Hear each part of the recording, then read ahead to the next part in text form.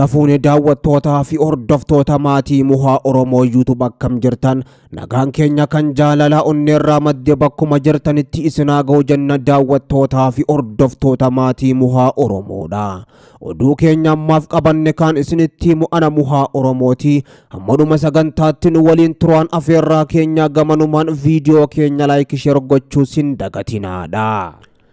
Mariin mootummaa fi waraana bilisummaa Oromoo waboo gidduutti Tanzaaniyaatti eegalame akka itti fufuuf hojjetamaa jiraachuu mootummaan naannoo Oromiyaa ibsee jira. Marii nageenya mootummaa fi waraana bilisummaa Oromoo waboo gidduutti Tanzaaniyaatti taa'ame wal hubannaa gaarii irra ga'amuu himuudhaan mariin kun ammoo cimee itti fufe naannichatti nageenyi waaraan akka dhufuuf kutannoodhaan hojjetamaa jiraachuu mootummaan naannoo Oromiyaa ibsee jira. Hoogganaan biiroo sabquunnamtii mootummaa naannoo Oromiyaa Obbo Haayiluu Addunyaadha. Ibsa miidiyaaleef kennan irratti naannichatti akkuma jalqabame karaa nagaa fi mariitiin rakkoon jiru furamee nageenya waaraadhaaf akka kutannoodhaan hojjetamaa jirus ibsee jira.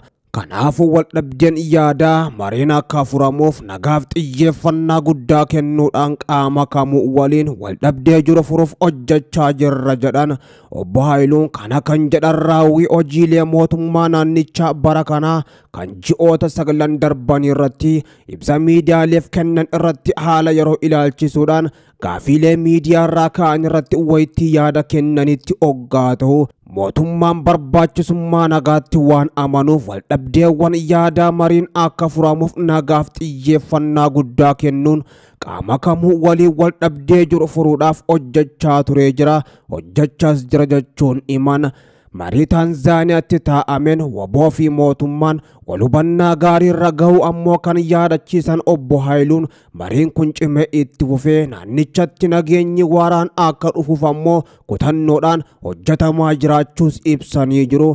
Qaamoleen dhimmi ilaallatu hunduu wal qoqqooduu, wal arrabsuu fi wal cabsuu dhaabanii milkaa'ina marichaatiif akka hojjetan dhaamee jira. Abbootii gadaa fi haadholee siinqee, abbootiin amantaa fi paartiileen siyaasaa nageenya akka bu'u geessaanii akka taphatanis waamicha godhanii jiru. Mariin nageenyaa fi waraana dhaabuu marsaa tokkoffaa mootummaa fi waraana bilisummaa Oromoo waboo gidduutti torban tokkoof Tanzaaniyaatti taa'ameen qaamoleen lamaan wal hubannaa irra ga'u haa ibsanii malee dhimmoota siyaasaa ijoorratti waliigalteerra otoo hin ga'amiin ammoo goolabamuu lamaan isaaniitu beeksisanii turuun ni yaadatama. Qaamoleen lamaan ammoo erga ibsa baasanii wal hubannoo irra ga'u himanii fi gama kaaniin qabxiiwwan tokko tokko irratti otoo waliif hin galin adda baasaanii ibsanii torbee otoo hin guutiin ammoo lolli guddaan Oromiyaa keessatti kan jalqabe kaleessaa fi har'aan tanas keessattuu jiddu galeessa Oromiyaa kaaba lixa Shaggarii fi akkasuma kibba Oromiyaa dabalatee gama kaaniin lixaa fi bakkoota hedduutti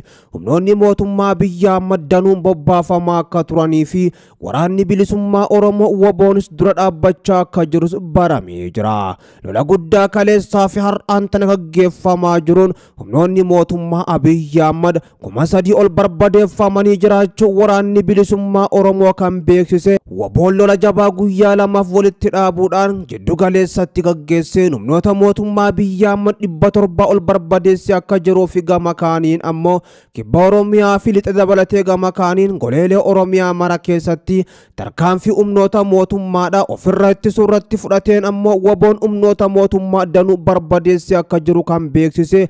Lolli jabaatee yeroo Oromiyaa keessatti gaggeeffamaa jiru kanatti hoogganaan biiroo sabquunnamtii mootummaa naannoo Oromiyaa Obbo Haayiluu Addunyaa ibsa miidiyaaleef laatanii nagaa barbaanna, nagaa waaraan Oromiyaatti akka bu'uu fi waraanni akka dhaabbatuuf ammallee qaamoleen lamaan gara mariitti saffisaan deemuu qaban jechuun waamicha kan godhee fi gama kaaniin qaamoleen garaagaraa gahee isaan irraa eegamus baachuu akka qaban waamicha kan dabarse humni waraana bilisummaa Oromoo waboon jiddu galeessaa fi kibba dabalatee gama kaaniin lixa Oromiyaa bakkoota hedduus humnoota mootummaa Abiyyi Ahmad rukutee keessaa baasaa jiraachuun kan himame. Yeroo kanatti ammoo gara mariittis adeemamuu akka qabu mootummaan naannoo Oromiyaa gaafachaa jira. Mariin eessatti gaggeeffamuuf akka jiruu fi mariitti ammoo yoom akka galuuf deeman haga ammaatti waan ifa godhanis hin qabu. Waboon ammoo humna isaatiin humnoota mootummaa dura dhaabbachaa jiraachuu kan beeksise. Giddu galeessa dabalatee goleelee Oromiyaa mara keessatti humnoota mootummaa Abiyyi Ahmad humna diinaati kan jedhuun barbadeessaa jiraachuus beeksisee jira.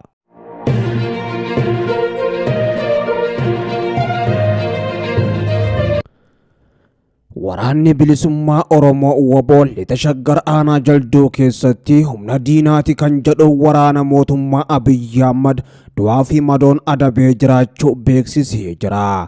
Caamsa 8 bara 2023 guyyaa har'aan tanaa irreefi gaachanni uummata Oromoo Waboon zoonii kaaba lixa Shaggar tarkaanfii ilaaleessaa lixa Shaggar Aanaa Jalduu keessatti fudhateen injifannoo boonsaa galmeessee jiraachuu beeksisee jira. Tarkaanfii guggubduu ona Jalduu magaalaa Osolee keessatti diina irratti fudhateen injifannoo boonsaa argatee jiraachuu waraanni bilisummaa Oromoo Waboon guyyaa har'aan tanaa kan beeksise. Humna diinaati kan jedhu waraana mootummaa Abiyyi Ahmad 80 ol ajjeesuudhaan gama biraatiin ammoo 70 ol madeessee gama kaaniin hedduu isaaniitis booji'aa akka jiru beeksisee jira. Gama meeshaatiin qawwee KM danuu fi gama kaaniin hidhannoo guutuu waliin BKM tokkoo fi gama biraatiin isniiparii fi rasaasa AKM 5,000 ol dugda diinarraa hiikuudhaan dantaa qabsoo bilisummaa Oromootiif oolchee jiraachuu waraanni bilisummaa Oromoo Waboon kaaba lixa Shaggar beeksisee jira. Loltoota mootummaarraa guyyaa har'aan tanaa lola jabaa lixa Shaggar Aanaa Jalduutti gaggeeffameen 21 humnoonni mootummaa dhiidhumaan harka kallaatan hoggaatoo waraanni bilisummaa Oromoo Waboonis 37 ol booji'ee jiraachuu beeksisee jira.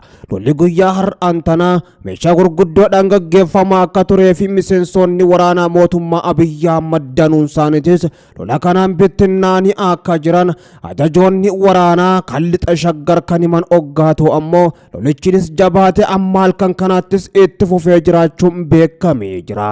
Waboon yeroo mootummaa wajjin Tanzaaniyaatti marii araara ta'aa turetti ammoo giddu galeessa Oromiyaa keessatti humnoota saadanuu kan leenjisaa ture hoggaatoo ajajaa waraanichaa zoonii giddu galeessa Jaal Sanyiidhaan ammoo torbee darbees danuun isaanii eebbifamanii lolaaf kan bobbaafaman tarkaanfii fudhachuus jalqabanii jiru. Waboon lola jabaa lixa Shaggar Aanaa Jalduu keessatti gaggeesse kanaan humnoota mootummaa Abiyyi Ahmad magaalota keessaa baasii akka turee fi gama kaaniin ammoo lolli jabaan guyyaa har'aan tanaa humnoota mootummaa fi waraana bilisummaa Oromoo Waboo gidduutti bakka danutti gaggeeffamaa ooluunis himamee jira.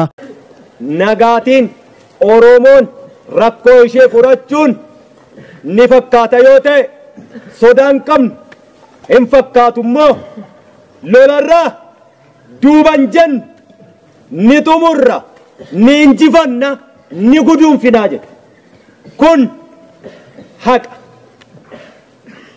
hanga jennu keenya irraa seessuun hin jiru. Kodhollee miti siin jedheera leencuma olol usussiin gumgummiin hamiin homaa deemsa keenya taakkuu tokko duuban deebisu ololli hin jiru taanaan hojii hojjechaa hin jirruu jechuu nama qimmiidhaan jirruu jechuu sirriitti ololli hin jiru taanaan dhiigan ba'u taanaan hojiitu hin jiruu jechuu irribaa kaanee yoo of gaafachuu qabna.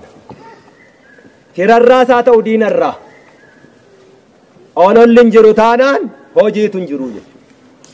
Kanaaf ololli kamuu haala kamiinuu facaatii kamiyyuu hin fidu waraana bilisummaa Oromoo keessatti.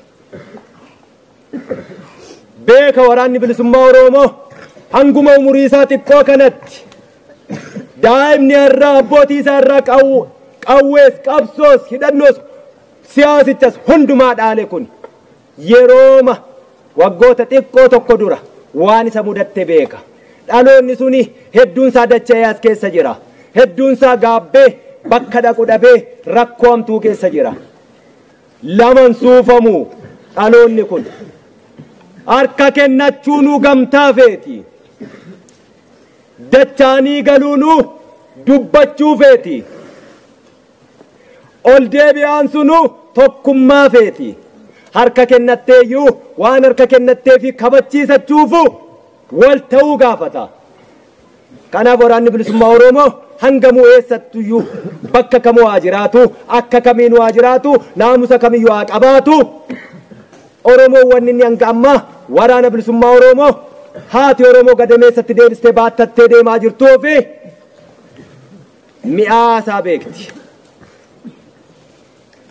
Abbaan Oromoo warra gumbiidhoo onse maasiinsaa gabuu bulee lafti onee facaafachuu dadhabe manni isaarraa gubate har'allee waraana bilisummaa Oromootti rarra'ee waan jiruufi beeka.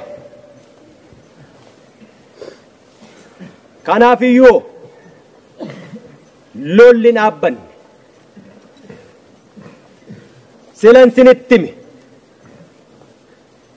tuttumataa turre sochoosaa turre amma isin qawween ani eeboo kootiin waraanuuf deemnaa jechuudha. Hubattanii waraanuuf deemna.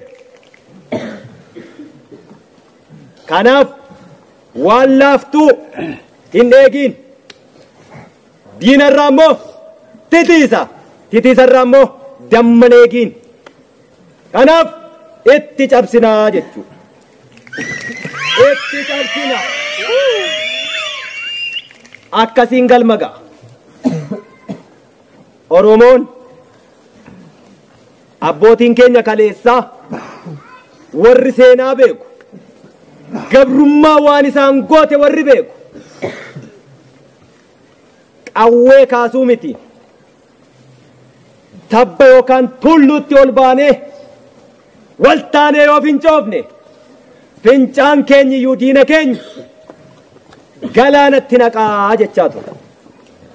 Har'as boo'ichi akka ga'u, dhangala'uun dhiigaa akka ga'u, cabuun lafee akka ga'u, ba'uun lubbuu akka ga'u, salphinni akka ga'u, hidhamuun dararamuun sinsilaa waan irraa haasaan iyyuu miti amma. Inni waan irraa haasofnu miti.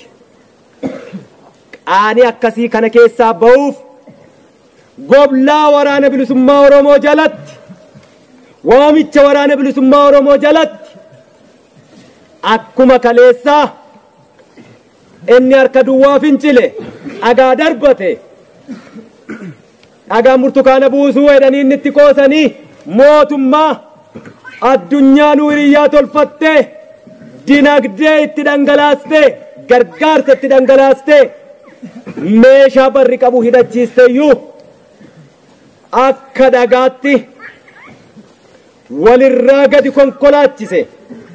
Har'ammoo sun dirree jira. Dhaloonni qeettafe. Oromoon waan qabduun of qopheessi.